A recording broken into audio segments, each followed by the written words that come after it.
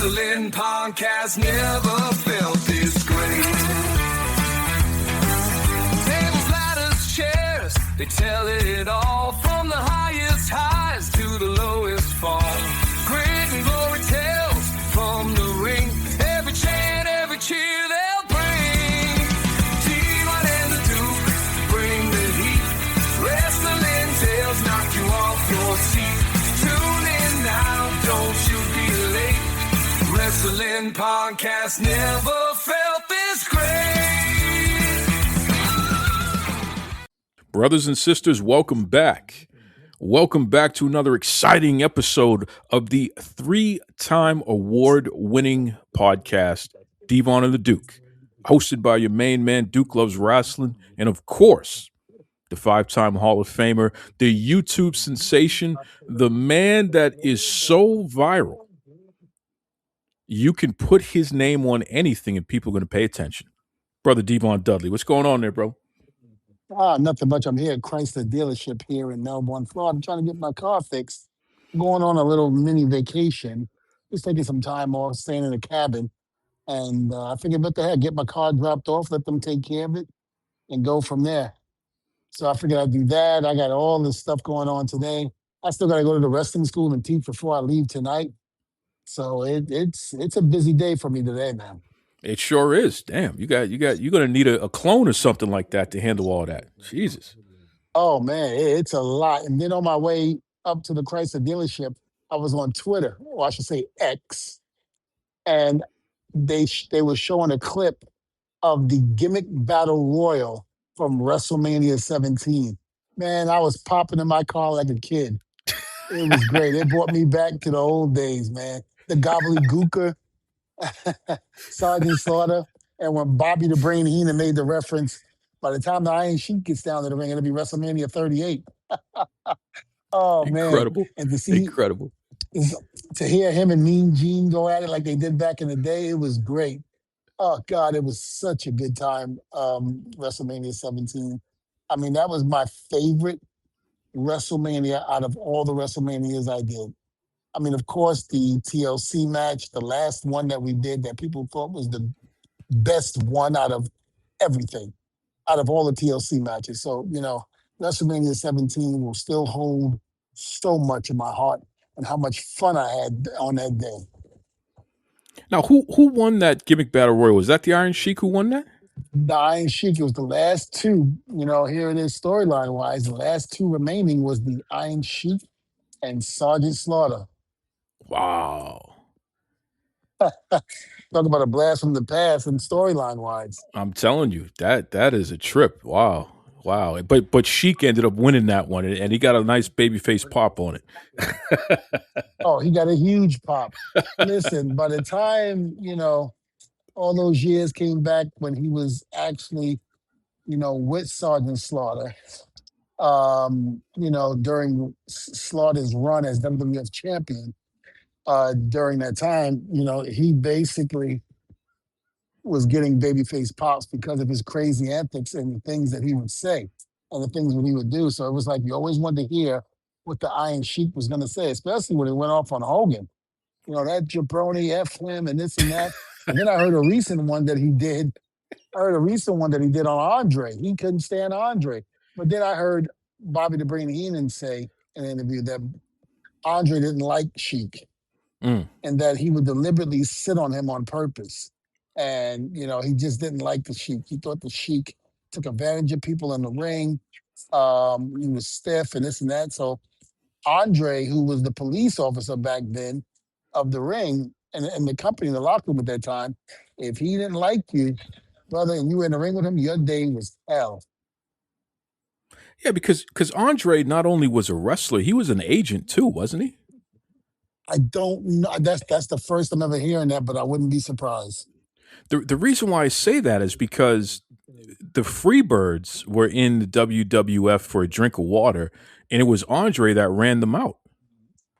Yes, Andre didn't like them. I forgot the reason why. Because they kept showing up late. They kept showing up late, and it was him that was laying into them about them showing up late all the time. Yeah, that's right. Yes. So the tactics of the Freebirds was showing up in WWE, what they did in the other territories and things like that, they got a slap on the wrist or what have you. The partying, the drinking, the drugs, showing up late and things like that. But when they got to WWF, Andre wasn't playing that, he just wasn't playing it. Andre was going to make sure that you did what was supposed to be done. And if not, you were gone.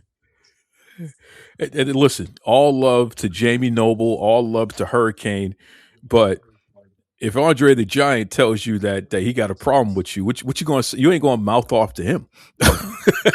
Not unless you're Bad News Brown.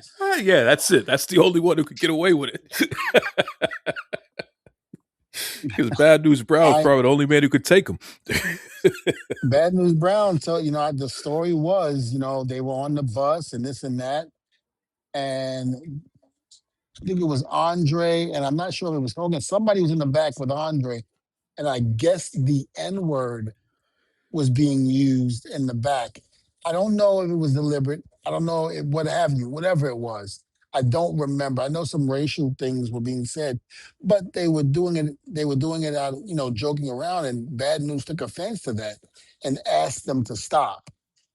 And I guess Andre kept it up, and they were in Japan, as the story is being told. And he told Andre, he told the bus driver, the Japanese bus driver, he said, pull his bus over. And the Japanese bus, Japanese guy was like, we can't, we got to go. Because Japanese are very particular on time. You got to be on time. And Dudley told the Japanese driver, he said, if you don't pull this car over, I'm going to beat your ass. And the guy was just like, okay, he pulled the bus over. And again, this is a story that's being told. And people that were on the bus, I don't want to say any names, but people that were on the bus that we know of um, back then were there and witnessed this. And apparently, when Bad News get off the bus, he told Andre to get his fat ass off the bus because he was going to whoop his ass. And from my understanding, from what was being told in the story, Andre said, no, brother, it's okay. I'm sorry. Let's just go. So Bad News Brown was a bad man. Even Andre didn't want nothing to do with him. Listen, there's your Black History moment of the week right there, folks. Yeah. And here's the deal. I met Bad News Brown in Canada during a live event. He came to the building to visit. I don't remember if it was Montreal or where it was, but it was somewhere. Bad News Brown came in. I introduced myself. I said, how you doing, sir? This is before I even knew the stories. I am, Devon Dudley. I'm part of a tag team called the Dudley Boys and blah, blah, blah, with my partner Bubba, and blah, blah, blah. He goes, hey, young man, how you doing? I'm glad to see that you're here. And I was like, yes. I said, it took a little bit, but I made it and I'm here. He was like, very good. And he started dropping knowledge on me about how to handle yourself in the wrestling business as an African American. And he told me some great stories in terms of what he went through and how he handled it. He told the story about WrestleMania, I think it was WrestleMania 6, I think it was, when he fought Piper, and Piper came out in half black, yeah. half black face paint. Yeah. Bad News' exact words to me was he didn't know that was going to happen. Nobody smartened him up that Piper was going to do that. And of course, when Piper got to the ring, he was pissed. I can't remember if he said he beat Piper up. I don't remember. All I know is he was like, after that match was over, they never did that again. And Piper came and apologized. I don't know, again, this was 2001, 2002 when Bad News told me the story. But he said he did not condone that at all, that he was very offended by it when he saw it come out. And he went to Vince and said something to Vince, and he was pissed. Yeah, rightfully so. I mean, when you reflect back on that whole match and the way that Piper was carrying on, it was funny at first, but then when you think about the historical significance, he's in blackface. He's poking fun at this black man. That's what he's doing. That ain't so funny when you really put it in context. You Yeah, know? and it might have been one of those things where he's looking at it as a joke because you and I both know we've heard stories about how they used to rib each other, the Yeah, jokes yeah, they would play on each other. yeah, And it was one of those things where that one joke went way too far and yep. it actually offended Bad News Brown. A man who could beat the hell out of the whole locker room. Why would you want to do that? Pretty much like it's yeah. I mean, if you knew his credentials and what he did before pro wrestling, you wouldn't have messed with Bad News. It's kind No. of like Haku. You don't Yep. mess with Haku. Yep. Haku would take you out. And I told the story before.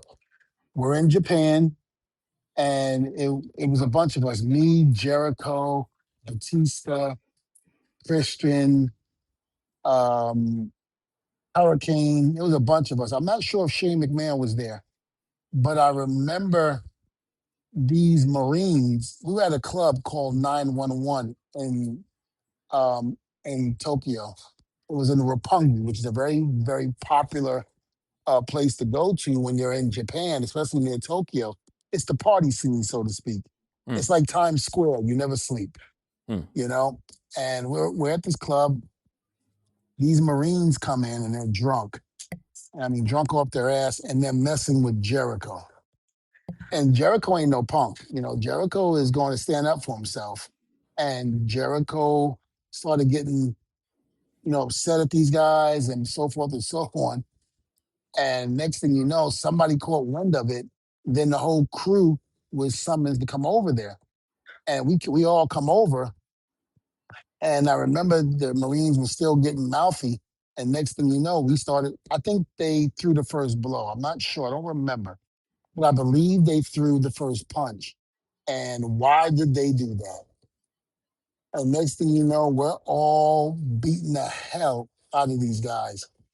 And Haku comes over, and uh, Haku comes over, and somebody came at Haku, and you know his finisher where he grabs you by the neck, when he turns that hand around, he goes to goozle your neck. Gulzu, yeah, yeah, yeah. And he goes and does that to the one guy. The guy drops.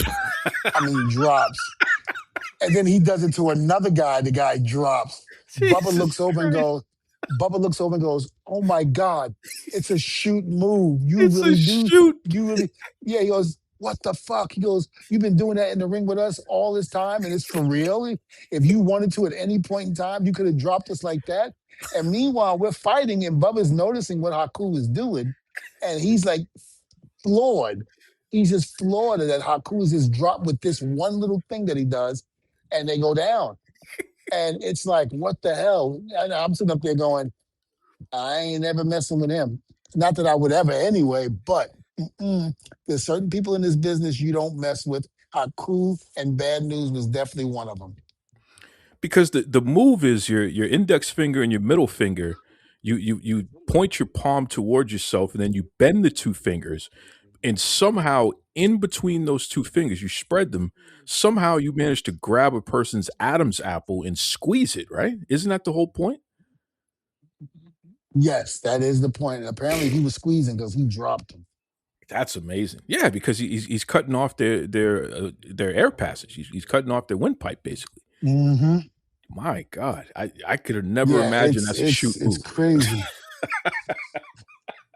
Bubba, he had that Home Alone face. He's like, "Oh my God!" He grabs his hand with both hands, and oh my God, his mouth drops. He goes, "You've been doing that shit, and it's for real."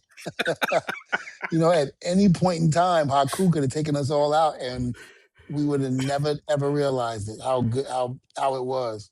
Well, think about this, Devon. You grew up watching Haku. You remember King Haku and being part of the Heenan family and all that stuff. So the fact that you're in a bar fight, and you're on the same side battling in Japan of all places, and then he does this move. y- I don't even like you said, Bubba's face, but you in particular too, got to be sitting there like this is the craziest night of my life. Like, Listen, you always dream when you're in the wrestling business. You've heard stories about the Road Warriors. You've heard stories about other guys, the Macho Man, all of those guys, um, in barroom brawls and fights, Flair, the Four Horsemen, all of them. And as crazy as it might sound, you yourself go, man, I would love to have been there during that time, or I would love for something like that to happen where we do that. And as crazy as that might sound, as a wrestler, you do, you're very like I went back to my hotel room stoked. I was just like, yeah, yeah, that's one underneath my belt. Yeah, yeah, you know. And it was the first I'm young and dumb, don't realize anything. But man, I was in my first overseas ballroom brawl. What's that movie with Patrick Swayze that Terry Funk was in? Roadhouse. I think it was Roadhouse. called Yeah, Roadhouse, yeah, no? yeah, Yeah. I felt that's the way yeah. it No, you're right. was. Yeah. That's the way it was. And then Wow. when it was all over, we had to hurry up and get back on the bus before the police came because we all would have been locked up. Now, now, try to explain that to Vince. We're overseas and we're getting into a ballroom brawl fight, and we have to miss the show. And these were U.S. Marines, right? Yeah, these are U.S. Marines. Yeah, which didn't make any Wow. sense to me because we're American, blah, blah, blah. But when they found out we were wrestlers from WWF, that was when the ego came in. And that always seems to be the case. You walk into a place, a group of us might walk into a place and we're minding our business, we're just having a good time. Somebody realizes we're, WWF guys or nowadays WWE, and now all of a sudden they want to test the theory to think if it's real or not. Can we really defend ourselves? And a lot of them wind up learning the hard way that yes, we can defend ourselves, and yes, we will hurt you. What you have to realize is that Wow. the moves that we do, if we ever inflict that on people, if we ever turn it around and do it for real to hurt people, it works. We're trained to do that, but we're trained to take care of each other and to help each other. But those moves that we do are very, very real. I mean, with the exception of taking Wow. somebody and whipping them off the rope and having them bounce back and you clothesline them, you know, no, that's not going to happen. But you take a guy like Steven Regal, who's very, very good with those submission moves, can take you out. Yeah. Yeah. Absolutely. Especially Regal. My God, I what a mean, tough bastard he is. yes. Listen, me and Bubba got into an argument one time. We're in Montreal, Canada. Something went wrong with the match, and we're going at it with each other. I mean, we're beating the hell out of each other. And Briscoe was in there. He's trying to break us up. We're not breaking it up. X Pac was there trying to break us up. We're not breaking it up. Regal comes into the locker room, sees what's going on. He comes from behind. He hooks me. I'm like a pretzel. One arm is up in the air and hooked. The other arm is in the back. And he's like, Devon, calm down. Kind of like, Regal, can you please let me go? I can't move. And he's like, Sunshine, you know how he talks. Sunshine, you got to stop this now. Yeah. I was Yeah. like, okay, okay, just please let me go. You're embarrassing me. Oh, it was so funny. Me and Regal laugh about that all the time. That's crazy. Uh, I love Mr. That's crazy. Regal. And I respect that man immensely. Yeah. Yeah. Yeah. He's everything good about the business. No question. No question Yes, he about it. is. You know, in every way. You know, speaking of good, um, because Devon just opened the door here talking about him and Bubba going at it with each other, which is not a common thing that we've ever heard about. Um, I guess Devon and I are about to have our moment there as well, because you and I have never argued, or we don't necessarily disagree for the most part, but I'm Hmm. drawing a line in the sand because you said something to me the other day that completely drive me crazy, and there's no way that we can't talk about it here on the show. Okay. You had the audacity to claim that AEW is the new NWA compared to WWE, and AEW is putting on quality pro wrestling the same way that the NWA used to do back in the 80s when they were battling the WWF. Now Devon, you're my brother. You know I love you, but this has got to be the most ridiculous thing you've ever said in your life. So I need to clarify this here. Do you still feel that way? And if so, what makes you say that? Okay, well, what I mean by that is we all recall how the WWF and the NWA used to go at it, in terms of which show was the best. And there was always, disputes among myself and my friends that watched wrestling and things like that. Because the WWF was more of a gimmick type of style show at the time. A lot of storylines, which were very, very good that we remember to this day, but a lot of characters were into that. And the NWA had characters too, but the NWA concentrated more on wrestling than they did the gimmicks, more than they did the cartoon characters that we called it back then. And they have quality wrestling, and WWE has quality wrestling too. Don't get me wrong. Storyline wise, they're great. Look at what they did with the bloodline and everything else that they're doing. They did great. But I'm just saying, in terms of wrestling, it reminds me of how the NWA used to be, where they solely, were on wrestling. Flair, Dusty, the Road Warriors, the Powers of Pain, all of that stuff. They were more wrestling than they were a gimmick organization. And a lot of people turned to that back then. Now, remember, I'm a kid from Brooklyn. I don't pretty much have cable. So I only saw the NWA. Remember back in the day when you went to your great aunt or your grandmother's house and she had the big 1,000 pound TV in the living room in the middle, and then they did the old 15-inch black and white on top of that because the big TV didn't work. And I remember the U channel. Remember, there was two knobs. There was the main knob on top, which had NBC, CBS, um, ABC, and all of that. And then you had the channel below, because it went from the first one, the first knob went from 2 to 13. And then you went to the second knob, and they had like 80 something channels on there.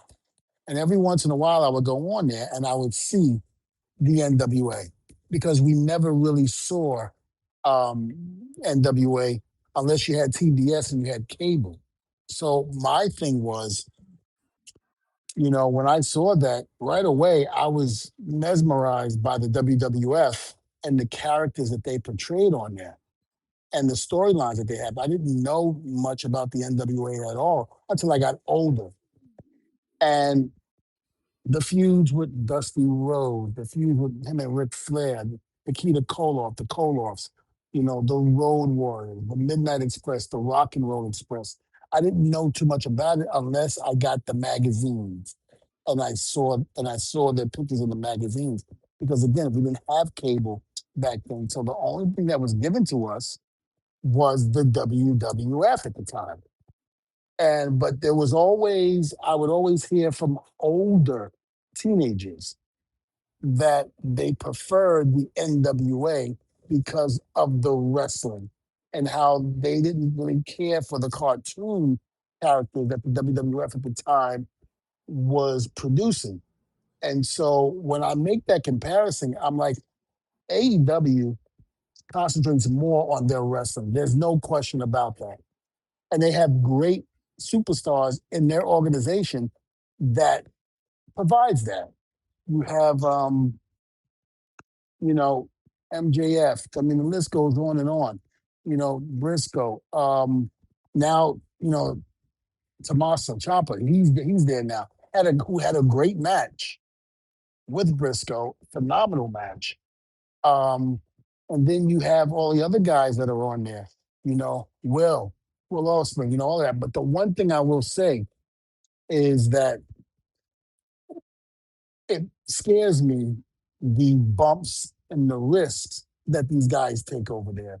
The NWA didn't really take risks like that, unless you're looking at the Road Warriors in that scaffold match, um, where Jim Cornette blew out both of his knees, and things like that. But when I look at the AEW, it scares me because of the risk that they take, with some of the moves that they do.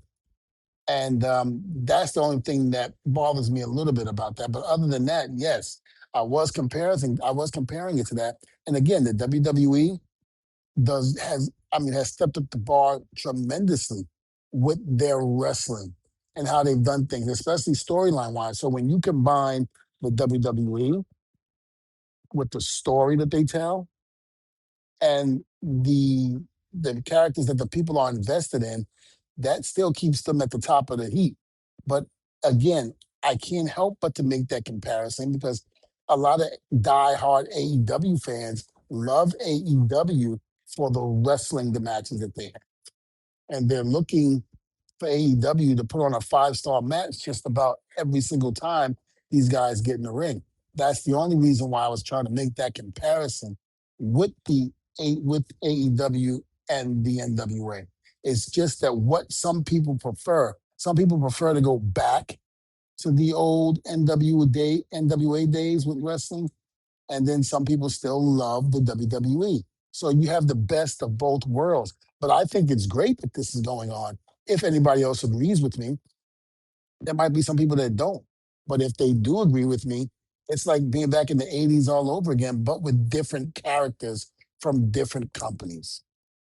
I just want to make it clear to the whole world here. In the year 2026, five-time Hall of Famer Devon Dudley has the audacity to sully the great name of the NWA by claiming that AEW's quality of wrestling would ever be on that level and therefore be the we wrestle place where WWE continues to be more glitz and glamour. I just want to point out that our dear brother is in need of prayers because clearly he's going through something to make a ridiculous claim like that. I just want to put that out there, folks. Okay, but understand what I'm saying now. Again, the days of the NWA wrestlers, Ric Flair, Dusty Rhodes, Nikita Koloff, Magnum TA, Lex Luger, all those guys. I'm not saying that today's young stars are as equal as those guys, but they try, and I think they do a good job somewhat. But I also feel that again, they can be right on that level. Again, it doesn't take much to change certain things that could get them.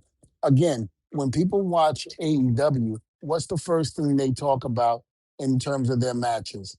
That they wrestle. WWE wrestlers too, don't get me wrong, they do, they wrestle. But again, I sometimes when I look at the product of AEW, I feel that old NWA, not comparing them in the same category as them in terms of being right up there with them. But sometimes, again, when you look at wrestling, they depend more on the 5-star matches that these guys are going in and putting on, as opposed to investing into the characters like the WWE do, or storyline wise. So they tell their stories in their matches, which sometimes works, sometimes doesn't. It all depends if the 2 or the 4 individuals can express that in in their storytelling, in their match. But again, WWE does a great job with wrestling. I've seen the Royal Rumble to put in perspective. I love the matches between AJ Styles and Gunther. I thought that was really, really good. Both battle royals I thought was great. I thought the battle royal, storyline wise, moving forward with so many people, Alexa Bliss and Charlotte, Liv and Raquel, and Lash Legend just going out there and just doing a hell of a job, going out there, eliminating, making a name for herself. And who's the young lady from NXT? I never say her name right, so I don't want the fans to get on me. JC Jane, you're talking Soul, about. am I correct? Oh, Soul Roka. Soul, no, Soul Roka. brother, hitting that finish out of nowhere, holy cow, that whole place popped huge. If they didn't know who she was then in Saudi, they know who she is now. So it's times like that where the WWE gets all the credit in the world. But again, not saying that AWA is better than the WWE. What I am saying is that it gives me that feel of one side likes AEW because they're concentrating more on the matches and the style of matches they produce, and then the other one, which is WWE, talks storyline wise, character development, things like that. That's the only comparison that I'm making. All I'm going to say is, look, everyone's entitled to their opinion. Um, it just so happens that your opinion is wrong on this. The WWE has it all. They have the glitz, they have the glamour, and they have the wrestling. And to sit here Oh no, in no, but no, no, no, 2026, no, no, uh no, oh, not. I'm not denying that they do. I love WWE. You know that. I put them over. I've never said anything that would say otherwise. But I really enjoy sometimes when I watch AEW's matches because it really does do really good in terms of telling that story. And I think it's great in that aspect. But again, it's again WWE. I'm sorry, there's nobody I think that can beat the WWE when it comes to just the overall product. There's not a company out there. They're still going to be number one, and it's going to be hard pressed to see anybody try to take them out. I don't see that. I don't see that happening. I listen, man. I just there's no way you could watch the Royal Rumble and tell me that AEW has any equivalent to that. Nothing on this planet comes close. So No, no, I don't think you. I don't think you. I don't think you're understanding. I'm not saying they don't come. What I'm saying is they don't. They're not beating WWE in that aspect. They're not. No, not at all. What I'm saying is AEW reminds me a little bit of the NWA. I didn't say full notch. They remind me a little bit of the NWA because of their wrestling ability and what they do. But in terms of WWE, hands down, WWE wins in terms of that. But again, I'm just telling you from what I see and what I feel when I watch some of their matches. And again, I also say that, I wish they would be more careful um, in how they do things. Now, in other words, there are things that you look at the matches and you go, man, why'd they do that? They didn't have to do that. You get people like Regal and Billy Gunn who's there to mentor and to help them make the match better, safer, and put that storyline in. A lot of those guys don't want to hear it. They think they're too good for guys like that have been somewhere. That's the things that I think that they're lacking in. You have to sit back and listen to the people that have come before you, which I've heard numerous times, and you have too, that a lot of those guys don't do that. But there are guys in AEW that do listen to guys like Billy Gunn or when Regal was there or things like that. That's the one thing that they don't have that the NWA did have. And again, and no comparison, the Royal Rumble, no show that I've seen so far from AEW that can beat the Royal Rumble this year. I was very happy, very satisfied with the Royal Rumble. There was, I mean, from all the matches again to the Battle Royals itself. I actually honestly thought Gunther was going to take it. I thought he was going to win it, but I see why Roman is there to win it and to do it. Becoming the face. John Cena's gone. We need somebody in that spot, and Roman Reigns is the perfect guy to do it with. agreed, agreed. That was definitely best for business. Roman winning that match, and and pairing him up with CM Punk. I think that should be a hot WrestleMania match, no doubt about it. I want to back up for a second though. No, go ahead. Well, I wanted to back up and just ask you. You mentioned Sol Roca. Did you know that she's black? I'm sorry, what? Her father is black. No, I did not know that. You know now. Oh, I did not know that. Yes, brother. And in fact, her real first name is Calix, which, if I'm not mistaken, that's a Haitian name. Oh wow, I did not know that. Yes, sir. Yes, sir. So there's some more black Because history, another black history moment right there, right? well, when I see her, I see the beach. I see the blonde hair. I see that, I see that, just that overall fun beach loving girl. I would have never thought that or saw that. I mean, she's Surfer Sting without the face paint, basically, right? That's who she is. Pretty much. Yeah, yeah, no doubt, no doubt. You can make a lot of money with her as long as she stays healthy enough. She's already blown out her knee once, so she's got to be careful with that style of hers. But she has a potential to be a huge star, Hmm. She no really doubt about does. it. Yeah, yeah, It, no it, doubt it, it about it. makes me, it scares me because that move is so good and it's getting over tremendously. That what happens when you're trying, if she gets hurt, but you're trying to hide her being hurt, how is she going to hit that finish on somebody if she's hurt and she can't go to the rope and do that? That's the only downfall, Yeah, I don't with like that. it. I don't like it. Those ropes get too sweaty and slippery, and she needs to plant on the rope in order to do that backwards rotation. It's just too dangerous, man. It's incredible though. It's true. When visually, oh my God, you pop Yeah, huge. yeah, yeah. I mean, we're at a point now where you think you've seen everything, and then a kid comes along and does something like that, and it's like, well, damn. Yeah.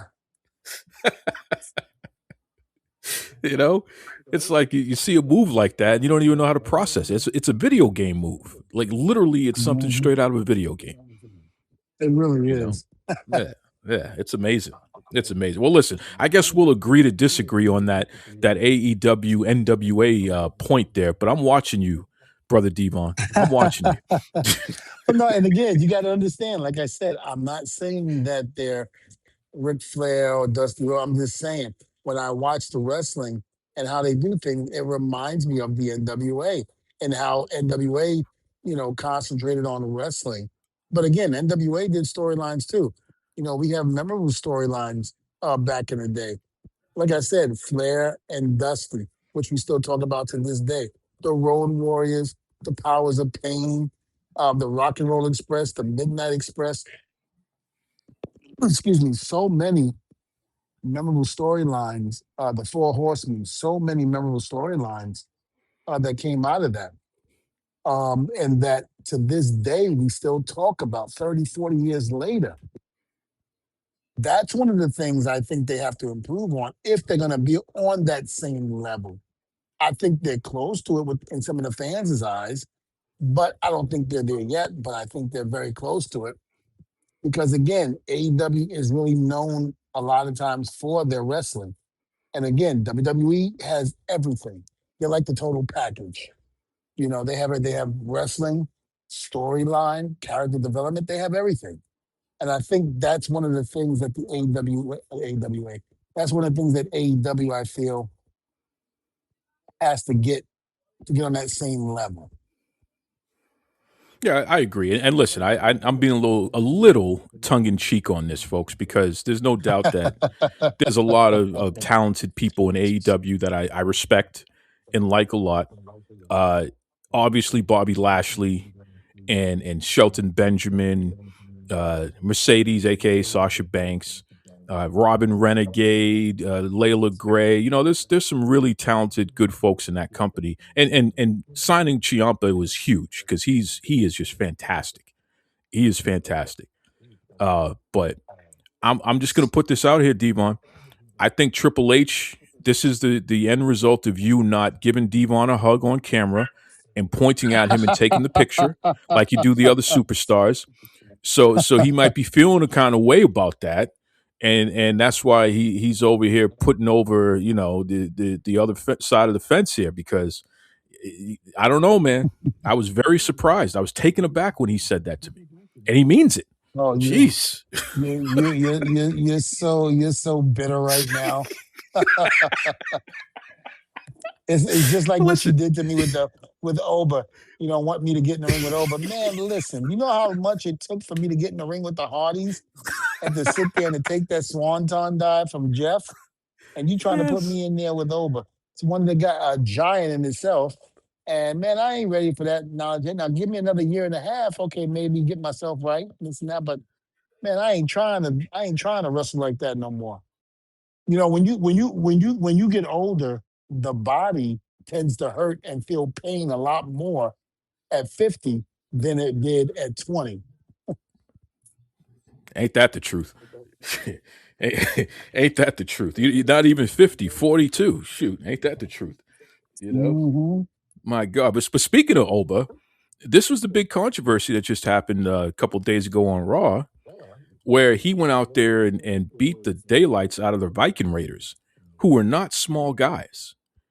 You know what I mean? Those are some big, husky boys that got some meat on their bones, and he picked them up and threw them around and slammed them around, power bombed them around like they were nothing. And Who some did folks were this? upset about that. Oba Femi on Oh Raw, yes, okay. Hmm. he beat the hell out of them. And some people were complaining that one guy shouldn't have been able to squash the Viking Raiders like that. But I'm sitting there saying to myself, well, doesn't Brock Lesnar do that all the time? Yeah. What's the difference? Because I'm gonna tell you right now, say whatever you want. Obafemi is that strong, and he's that bad, and he's that tough. He's all that. Hmm. So for him to pick up those guys and toss them around, I believe it because the man is a shot put legend. He's used to doing things like that, picking up heavy things and launching it, and he sure as hell did, man. I listen. I wouldn't want to mess with him. So I'm going to stand behind you, Devon, and I'm going to talk all the trash I can, and let's see what happens. I bet you are. I bet you are. Let's see what happens. I bet you are. You know what, man? I think I'm gonna go back to Bubba. That's it, right? You done with me. You done with me. You know. But listen, what's going on with your niece though? Ava, the Rock's daughter, she just abruptly decided that she was done with WWE and she's going to pursue other endeavors. So she's no longer on NXT being the general manager or anything like that. I know you and Rocky are friends. You probably known Ava her whole life and what have you. What's your take Hmm. on that? I mean, she wants to pursue other things. I mean, there's no telling, what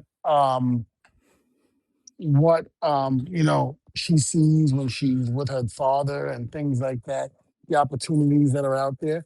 And she just probably sees things, in a different light now. Maybe wrestling just isn't her love anymore.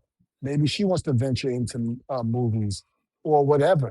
It just might be a different road for Ava now. And, listen, I give her all the credit in the world. She had a secure job, that's for sure. Sure She did. wouldn't have to worry about nothing. When it came down to cuts, she would have never had to worry about that. Ever. Ever. You know? But it's not so bad if she learns the other family business now from her daddy. If she learns how to run that massive company that he done put together, why not? Right. You know? Why not? So shout out to her. Ava, as we know her in WWE, Simone is her real name. So Simone Johnson. Yes. Sky is the limit for you, Simone. Don't look back. Keep going, sister. That's all I'll say to that. Absolutely. You know, Absolutely. And I mean, just continue doing what you're doing. God bless you. He's been with you this long. He'll stay with you. Just keep the faith. damn right. Just keep the faith. I love that. I love that 100%. So overall, the Royal Rumble, I know for me personally, it was worth my time. I thought the Saudi crowd was hot, and I loved it. I really, really enjoyed the women's rumble. I thought that was just fantastic. Brie Bella coming out and getting that pop, you know? Oh, it was great. But, like I said, one of the things I loved is that the storylines that they're setting up, even leading up to WrestleMania, even Oscar and Kyrie, Kyrie eliminating Oscar, that's a story right there. They're a tag team, a legit tag team, and one eliminated the other. You know what it reminded me of? Remember when Demolition were 1 and 2? That kind of like feel that you Oh had, yeah. who was going if they were actually gonna be able to fight each other and this and that. You know, Yeah, it's the same thing. They really told the stories. This is what I mean about the WWE. They tell great stories. That's something that they don't lack. They tell great stories to move forward to the future. In other words, to move forward from Rumble to maybe the Chamber match, even to WrestleMania. You know, they're always thinking ahead. And that's one of the great things I like about the WWE. And they've done that for years, whether Vince McMahon was in charge or Triple H. you're absolutely right. And that Royal Rumble was a prime example of that because, like you said, so many stories within stories. It was just incredible. Like, just really, really incredible to see that. And on the men's side, so let me ask you this question because I'm gonna tell you right now. Powerhouse Hobbs, who just left AEW and now he's with WWE, and he's going to go by Royce Keys. That's his new name now. Big dude, you know, good looking guy. Looks like he should be able to get something done. I'm familiar with his trainer, and I know Yes. his whole history, go all the way back. Um, but I got to tell you, man, I've always felt that there's something missing with that talent. And maybe it was because he wasn't in a structure like WWE and he really needed to be around people who were so much better than he is that he will be elevated to a higher level as opposed to being on more of an even playing field with most of the talent in AEW where, you know, there weren't that many people much better than him. So sometimes you need to be in a situation where you're competing with the big guys, and then you really get to see what you're all about. So I'm hoping that he turns out to be something special. But, you know, so far the jury is out on him for me. Now I know you are pretty high on him. So what was your take on his performance in the Rumble? Well, you know, again, he's just starting out, big debut. Here's the thing with that. I also believe that with the right structure, he'll come along great. I had his matches when he used to come to the WWE as an extra. Um, you know, and I worked with him and helped him, and you know, he's always given me credit for that. And the great thing about it is, now that he's under the WWE's umbrella, he'll be able to get that structure that he needs. He was very frustrated and very angry at times. I remember when talking with him because he didn't feel like he got that with AEW. And now that he's in the WWE, it might be a different story. You know, there are certain people that come from AEW that go to WWE that feel more content and they feel like they in a place where they should be to learn what they need to do to take their careers to the next level. And he's done that. And he's going to do it, I should say. I hope so. I really do hope so because look, you listen to Arn Anderson talk about him, you talk about a quality human being, right? You won't find anyone saying that Royce Keys, the former powerhouse Hobbs, is a bad person. You only hear positive about him, so that's a great thing because at least he'll be good for the locker room, continuing to add Hmm. to the positivity. Um, Big dude, man. You look at him and he passes the eye test. He looks like a wrestler to me. Man, You know what I he's mean? so big. He's very So impressive. yeah, very very impressive. So here's what I don't like, and I don't give a damn. I'm gonna say it. I'm gonna say it. All right, because after last week, you know, people were laughing about it. I was like, yeah, Devon's right, man. You had a problem last week. Yeah, I'm gonna say it. I'm gonna say it. I don't like this little lip thing that he does, where he thinks he's Elvis Presley or something. I don't know who told him to do that, but it doesn't look intimidating to me. It doesn't signify that he's dastardly or tough. It just looks silly. Stop doing the lip thing, Hobbs. Just go beat people up, please. That's all. Hey, it can't be any different. It can't be any different than the Rock's eyebrow. You know, Well, you I got a mean, I'm problem with the pretty. I eyebrow? know. Is that what Gotcha. we saying now? Gotcha. You know, when the Rock came up, he was You like, done "What the hell?" shut The me only down. people that went shut you down. Hey, listen, the only people that went crazy for the eyebrow were the women. They loved it. And then, of course, the guys caught on later on. But it's pretty much the same thing. You know, think about it. It wasn't impressive for The Rock to go in there and do the eyebrow. And was they going to beat people up with an eyebrow? No. Or like Taker said, you know, I think Taker was the first victim of the people's elbow. And it was I know The Rock tried to get numerous people to lay down for that, and they were like, I ain't laying down for that, and this and that. Hell no. And then all of a sudden, what happens? The people's elbow becomes a finish. Listen, you got to start Yeah. somewhere, and if it's the lip thing, then hell, what the hell? Well, listen, he got me Gotcha, talking about it, so it must be getting over. gotcha, gotcha. Ah, man. See, don't turn me into a Royce Keys fan now. I want to be against this guy. I want to boo him. Don't turn me into a fan of his now, Devon. No, I'm a big fan of his, man. He's one of the most polite guys, and he absorbs things like a sponge. He really Hmm. does. He's eager to learn. He wants to learn. And like I said, one of the most pleasant guys you'll ever meet. Well, let me say this. There's a guy out in California by the name of Rick Luxury. He is a person who has had a hand in training Thunder Rosa, Jungle Boy Jack Perry, and Hobbs, aka Royce Keys.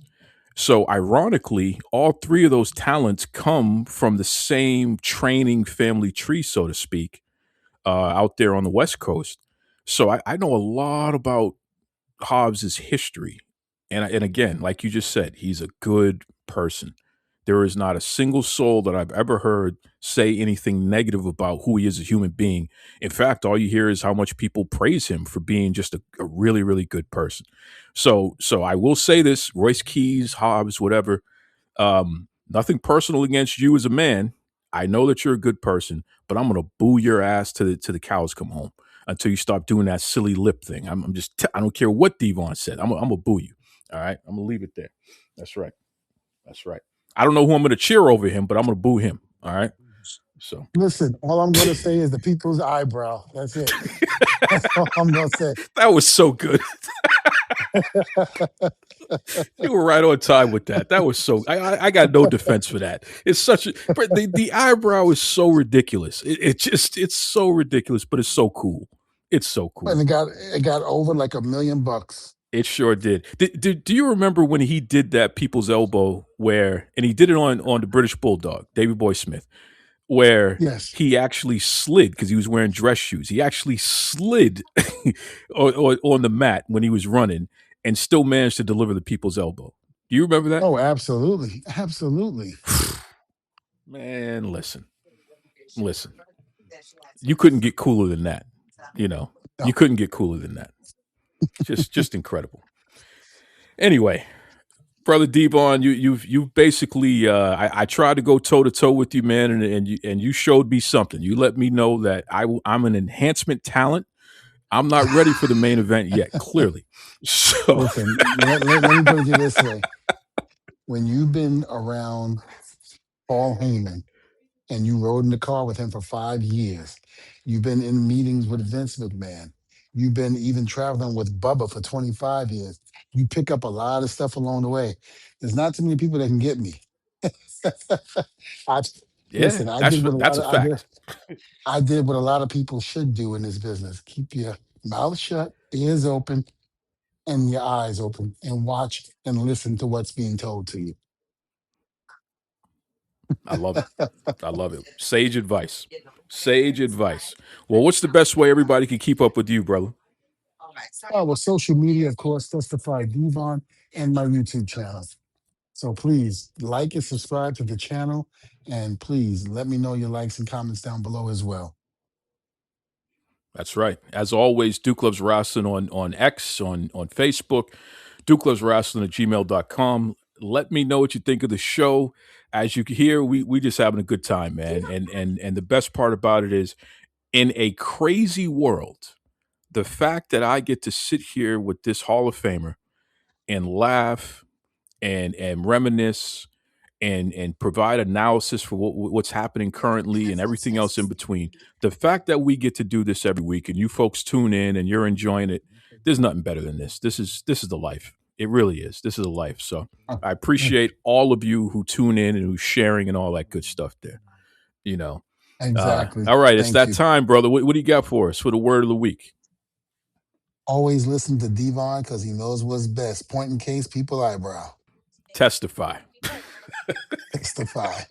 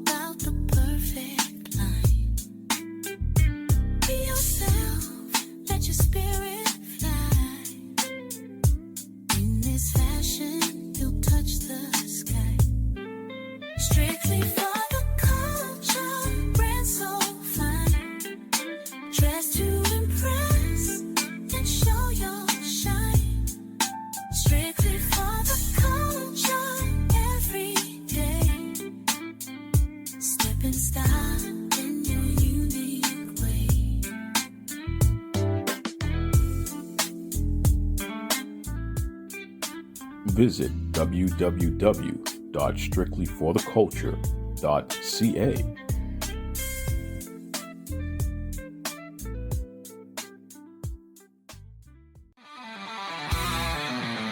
Backstage whispers and the crowds roar, from matching giants to legends of yore. Devon's wisdom and Duke's keen view, every episode feels like it's brand new. Devon and Duke bring the heat, wrestling tales knock you off your seat. Tune in now, don't you be late. Wrestling podcast never